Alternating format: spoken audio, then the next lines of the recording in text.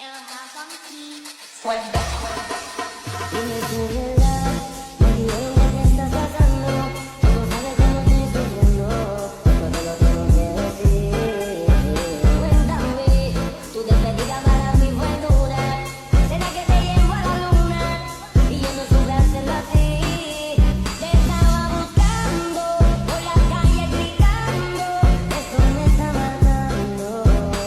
Oh no, te estaba buscando. Assalamualaikum warahmatullahi wabarakatuh.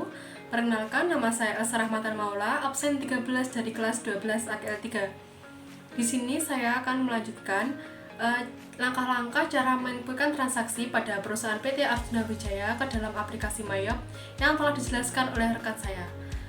Di sini saya akan menjelaskan langkah-langkah cara menginputkan transaksi pada Mayop dari dokumen 9 sampai dengan dokumen 17. Mari kita lanjutkan ke langkah-langkahnya.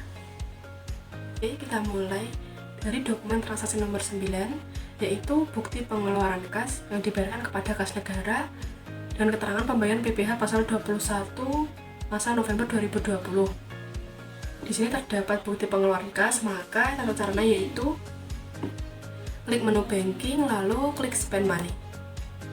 Nah, di sini kita harus memastikan bahwa tax inklusifnya harus uncentang ya guys. Dan pay from account-nya kita linkkan ke cash in bank. Lalu kita klik check number, kita isikan dengan nomor dokumen yaitu 003 garing BKK. Tanggalnya yaitu 10 Desember 2020. Amount-nya 2.105.000. Lalu di card-nya bisa kita skip saja, kita langsung tap ke kolom paye, itu kita isikan dengan kas negara Bank Mandiri. Lalu kita tap lagi, membernya bisa kita isikan dengan pembayaran PPh pasal 21 bulan November. Lalu kita tap, dan karena di sini kita membayar PPh pasal 21 ke kas negara, maka hutang pajak kita akan berkurang, sehingga kita akan linkkan ke akun 2 yaitu income tax payable sejumlah 2.105.000. Lalu kita tap, lalu kita bisa cek dengan menekan Ctrl R. Nah, di sini kita cek terlebih dahulu. Apabila dirasa sudah benar, kita bisa klik OK. Lalu klik record. Oke, kita lanjutkan ke dokumen 10, yaitu terdapat nota kredit yang mengeluarkan yaitu PT Jtex. Nah, kalau kopnya ini PT Jtex, berarti nota kredit ini termasuk dengan retur pembelian. Atau bisa kita lihat di dokumen sebelumnya, yaitu dokumen PJ-F05 tanggal 9 Desember 2020. Nah, ini adalah faktur dari nomor PJ-F05 2020 yang dikeluarkan oleh PT Jtex. Berarti ini merupakan faktur pembelian. Nah, jadi dokumen 10 ini merupakan retur pembelian. Apabila ada retur pembelian seperti ini, langkah-langkahnya yaitu kita klik purchase, lalu enter purchase. Lalu suppliernya kita isi dengan PT Jtex. Kita tap. Lalu termsnya ini untuk retur pembelian dan retur penjualan, termnya ini harus kita ganti dengan COD. Karena ini retur pembelian, maka termnya harus kita ganti dengan COD. Oke, lalu kita klik OK. Lalu kita tap, lalu purchase ini kita isi dengan nomor dokumen yaitu RNP 3-12, date-nya 9 Desember 2020. Karena supplier invoice-nya di sini tidak tertera, di dokumen tidak tertera, maka tidak perlu kita isi. Nah, Retur itu kan mengembalikan barang yang tidak sesuai dengan pesanan kita, maka dalam kolom bill ini atau quantity bisa kita min, yaitu min sebesar quantity-nya yaitu 3. Lalu kita tab. Lalu kita lihat di sini yang diatur adalah item nomor SM300. Lalu kita klik 2 kali pada SM300, lalu kita tab. Price-nya kita isikan sesuai dengan faktor yaitu 3.735.000. Lalu kita tab. Lalu kita lihat subtotalnya yaitu 11.205.000 dan PPN-nya 1.120.500. Karena di sini tidak ada jasa pengiriman, maka freight-nya tidak perlu kita isi. Oke, untuk jurnal memo-nya bisa kita tambahkan purchase retur agar lebih jelas lagi. Lalu bisa kita cek dengan menekan Ctrl R. Jika sudah benar, kita klik OK.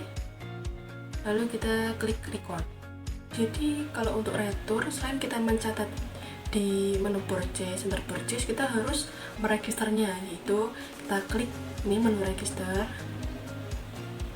lalu kita klik retur and debits. Nah di sini ada dua, yaitu receive refund sama apply to purchase. Nah receive refund ini digunakan apabila kita melakukan pembelian secara tunai. Nah kalau apply to purchase ini digunakan untuk pembelian secara kredit. Karena kita melakukan transaksi pembelian secara kredit, maka kita klik apply to purchase. Lalu ID-nya bisa kita ganti dengan nomor dokumen yaitu RNP3 /12, lalu tanggal 11 Desember 2020, lalu kita tab lagi sampai out of balance-nya ini 0.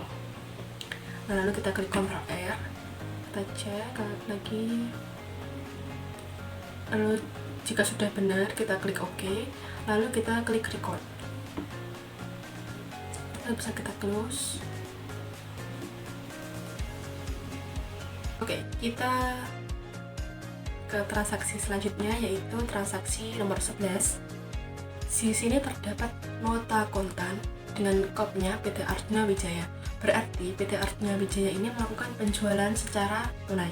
Untuk langkah-langkahnya yaitu seperti berikut. Klik menu sales, lalu enter sales. Nah, ternyata Tuan Rahmat ini tidak termasuk ke dalam list customer kita. Maka kita harus membuat list customer yang baru dengan cara klik pada menu customer, lalu klik new. Lalu untuk namanya bisa kita isikan dengan penjualan tunai. Mengapa demikian? Karena nanti apabila pada transaksi berikutnya terdapat penjualan secara tunai lagi, kita tidak perlu membuat kartu customer lagi, kita hanya memakai kartu customer ini saja. Lalu kita tab, card ID-nya bisa kita isi dengan C005, lalu kita tab. Untuk selling detailnya, layoutnya kita ganti dengan item, lalu payment is dunia ini juga harus kita ganti. Karena untuk retur, baik itu retur penjualan maupun retur pembelian, lalu untuk penjualan tunai itu payment is due-nya adalah COD. Karena ini adalah penjualan secara tunai, maka kita harus ganti dengan COD. Oke, lalu kita klik OK. Dan lalu customer-nya bisa kita isikan dengan penjualan tunai, kita klik 2 kali, lalu kita tab. Di sini terminnya sudah COD ya guys, kita bisa klik lagi. Nah, tax inklusifnya ini juga harus kita uncentang. Nanti apabila belum di-uncentang, kita harus uncentang. Lalu kita klik tab. Nah, di sini pada kolom situ bisa kita tambahkan keterangannya, yaitu customer kita, yaitu Tuan Rahmat. Ini jangan. Lalu kita tab lagi, untuk invoice-nya bisa kita isikan dengan nomor dokumen yaitu BM12-2. Lalu kita tab, untuk date-nya kita isi dengan tanggal faktor yaitu 13 Desember 2020. Karena di sini customer PO-nya tidak ada, maka kita skip skip saja, langsung kita tap. Nah, untuk kolom sheet ini adalah kolom untuk mengisikan jumlah yang customer kita beli, yaitu kuantitasnya. Di sini isikan yaitu 7, item numbernya yaitu PM300. Kita klik 2 kali, lalu kita tap. Nah, price-nya ini kita isikan dengan harga faktur yaitu 11.500.000. Lalu kita tap. Lalu selanjutnya yaitu 8. Untuk item numbernya SM300. Lalu kita tap lagi, price-nya 8 juta. Lalu kita tap. Lalu di sini untuk jurnal memonya bisa kita isikan dengan penjualan tunai saja, atau biar lebih jelasnya kita tambahkan penjualan tunai kepada Tuan Rahmat. Kita tap lagi. Oke, kita lihat lagi. Oh, dan ternyata pada transaksi ini terdapat rabat sebesar 1%, yaitu 1.445.000. Nah, rabat itu apa sih? Rabat itu adalah potongan penjualan secara besar, atau apabila kita melakukan penjualan secara besar dengan jumlah yang besar, maka kita akan mendapatkan rabat. Tetapi rabat ini tidak masuk ke dalam akun potongan penjualan. Oke, berarti rabat ini bisa kita isikan pada kolom diskon, yaitu sebesar 1%. Lalu untuk item satunya juga kita isikan 1%. Nah, seperti ini. Otomatis nanti subtotal kita tidak sama seperti dengan di faktur. Iya. Lalu di sini juga ada free collected, maka di sini kita juga harus kita isi sebesar 850.000. Lalu kita tap lagi. Oke, kita cek subtotalnya sama. Oke, ini karena ini juga transaksi penjualan secara tunai, maka P2D-nya harus kita isikan sebesar total amount-nya, yaitu 158.295.500. Nah, otomatis di sini balance due-nya akan menjadi 0. Oke, lalu kita Ctrl R. Nah, di sini akan ada 2 jurnal. Nah, untuk penjualan secara tunai itu pasti ada 2 jurnal. Mengapa demikian? Karena di aplikasi MyHub ini kita akan mengakui secara kredit terlebih dahulu. Ya, lalu untuk jurnal kedua ini kita mengakui sebagai pembayarannya atau pelunasan piutangnya. Oke. Setelah itu kita klik OK, lalu kita klik record. Lalu kita klik stop. Setelah itu kita lanjut ke dokumen 12, yaitu terdapat bukti pengeluaran kas yang dibayarkan pada PT Cendekia Management dengan keterangan pembayaran kontrak tahap 1 Face Brand Ambassador Laptop. Karena ada bukti pengeluaran kas, maka langkahnya yaitu klik menu banking, lalu spend money. Oke, pay from-nya adalah cash in bank, tax inklusifnya harus mati, lalu klik check number, kita isikan nomor dokumennya yaitu 004-PKK. Lalu kita tap, tanggalnya kita isikan 14 Desember 2020, amountnya kita isikan sebesar jumlah yang tertera pada dokumen, yaitu 98 juta. Lalu kita tap lagi, untuk cardnya bisa kita skip saja, langsung ke kolom pay, yaitu kita membayarnya kepada PT Cendekia Management. Lalu kita tap lagi. Nah, memonya ini bisa kita isi dengan pembayaran brand ambassador. Lalu kita tap lagi. Oke, karena kita membayar brand ambassador, maka kita akan mendapatkan yaitu beban. Lalu kita linkkan ke professional fees atau beban pihak ketiga sebesar 100 juta rupiah. Lalu kita tap. Nah, di sini kita juga memotong PPh pasal 23 sebesar 2%. Karena kita memotong pajak, maka kita harus melingkannya ke income tax payable sebesar Rp1 juta. Ini harus kita min ya guys. Oke. Setelah itu kita Ctrl R dengan jurnal seperti berikut. Setelah itu kita klik OK. Nah, di sini out of balance-nya harus 0 ya guys. Apabila belum 0 berarti terdapat kesalahan. Ya, setelah itu kita klik record. Lalu cancel. Oke, kita lanjutkan ke dokumen 13. Di sini terdapat bukti pengeluaran kas. Maka langkah-langkahnya seperti transaksi sebelumnya, yaitu kita klik menu banking, lalu spend money. Nah, platformnya kita isikan dengan cash in bank, lalu tax inklusifnya juga harus kita uncentang. Ya guys. Oke, lalu cek numbernya kita isikan dengan nomor dokumen yaitu 005 BKK. Date-nya yaitu tanggal di dokumen yaitu 15 Desember 2020. Amount-nya sejumlah yang ada di dokumen juga yaitu 6.500.000. Lalu kita tap, card-nya bisa kita skip saja. Lalu pada kolom payet bisa kita isikan dengan ini keterangan diberikan kepada, yaitu kas negara, Bank Mandiri.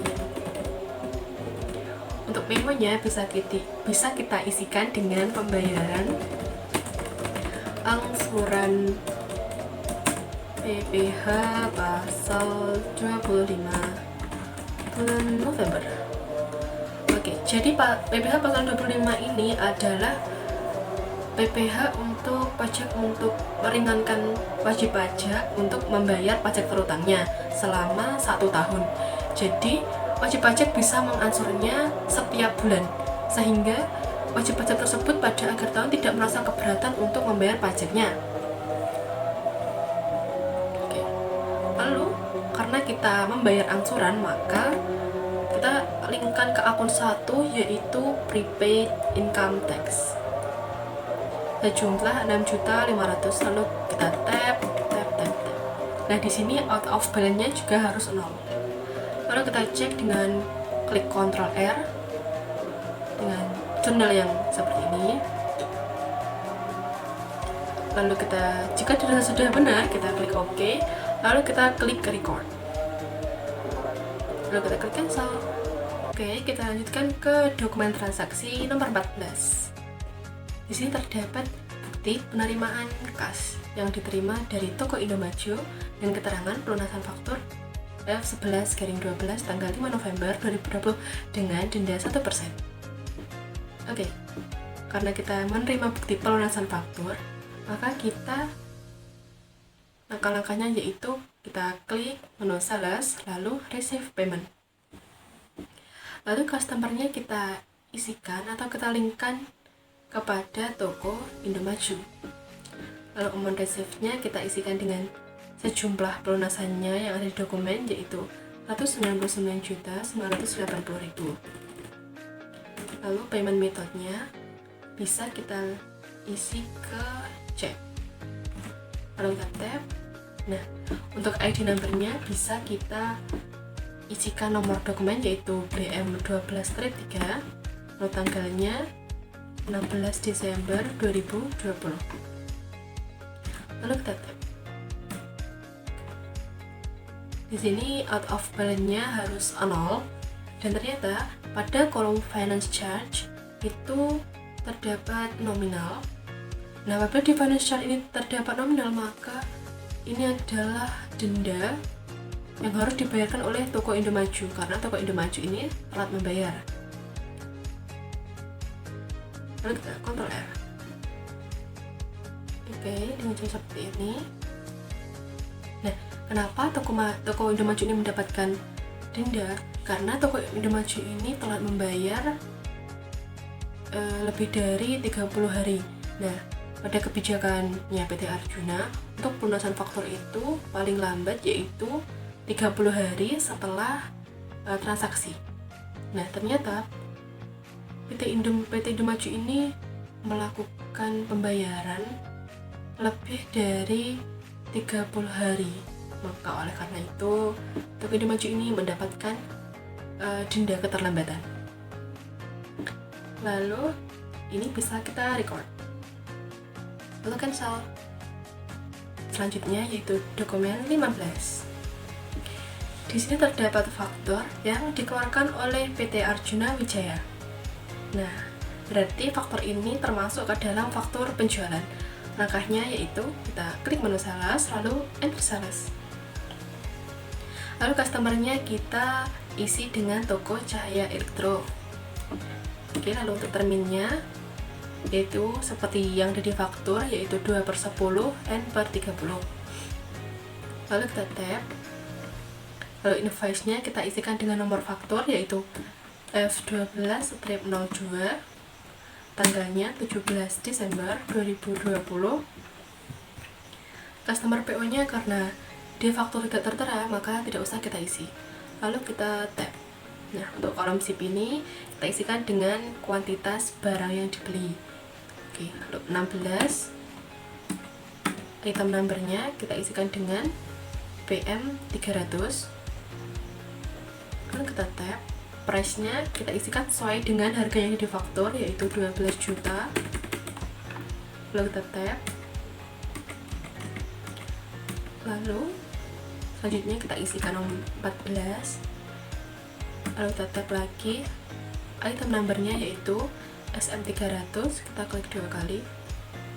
Lalu price-nya 8.500.000. Lalu kita tap.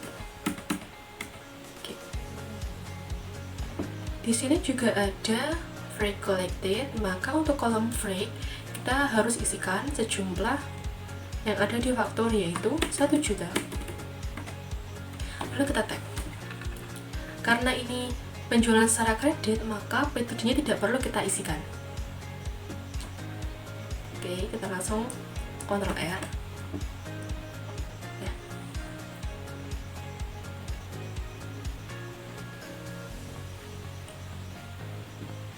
Lalu jika data sudah benar, kita klik OK.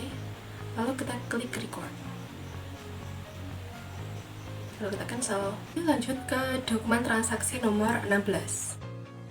Terdapat bukti pengeluaran kas kepada PLN, Telkom, dan PDAM. Oke, untuk bukti pengeluaran kas, langkahnya yaitu kita klik menu banking, lalu spend money. Nah, untuk pay from account-nya kita linkkan ke cash in bank.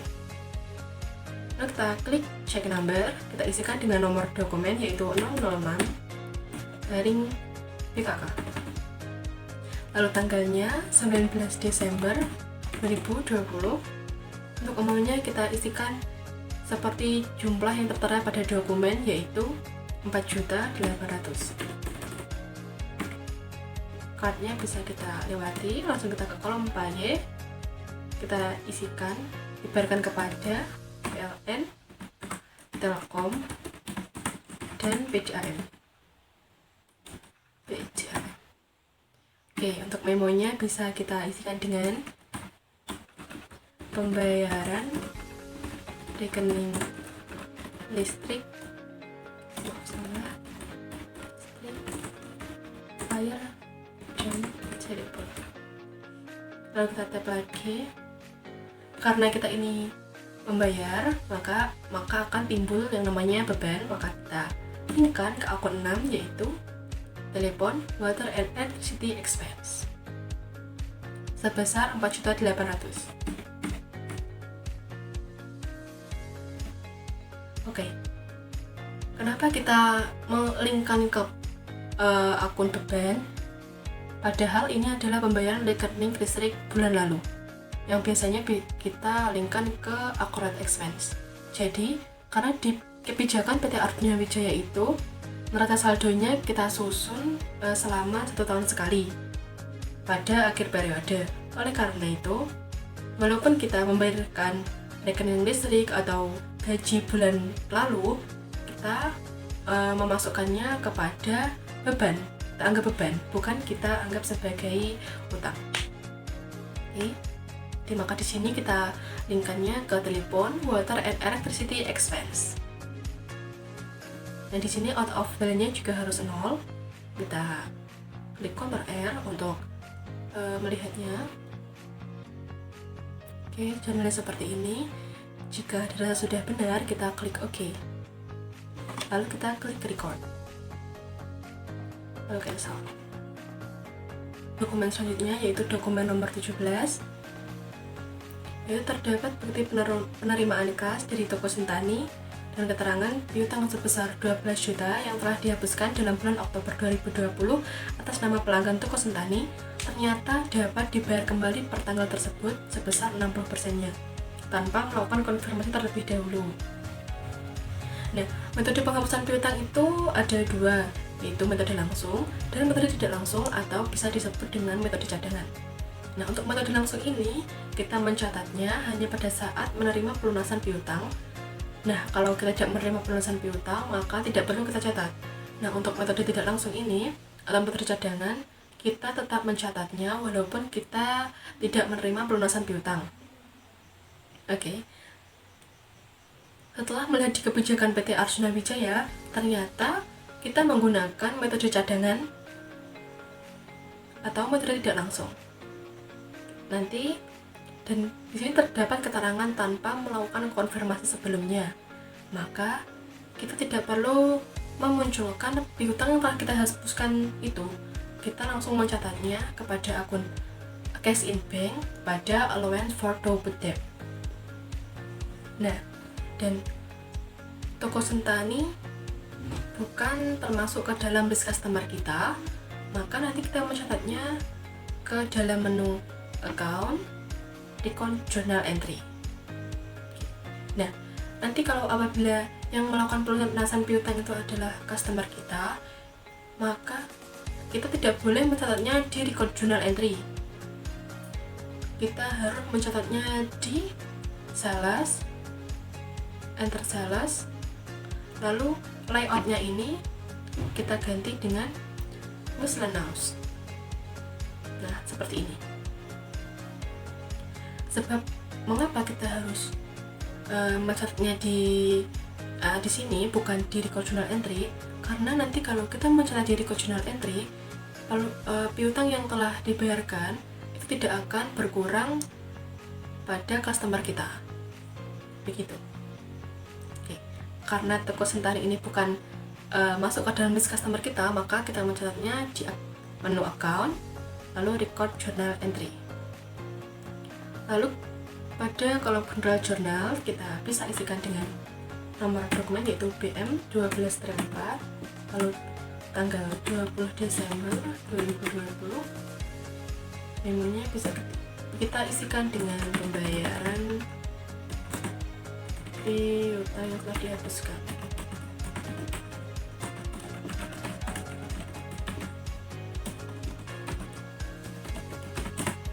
Dalam kurung toko Sentani.